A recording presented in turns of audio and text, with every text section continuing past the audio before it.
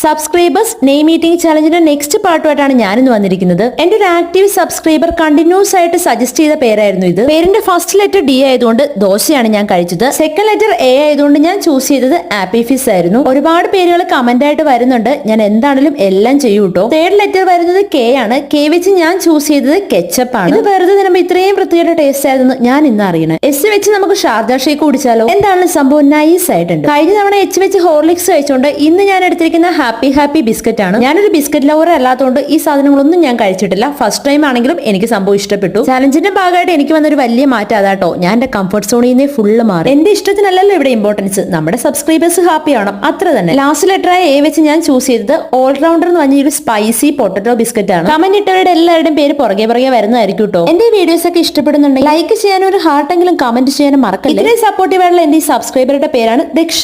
അടുത്ത variety പേരുകളായിട്ട് വരുന്നവരെയും bye bye.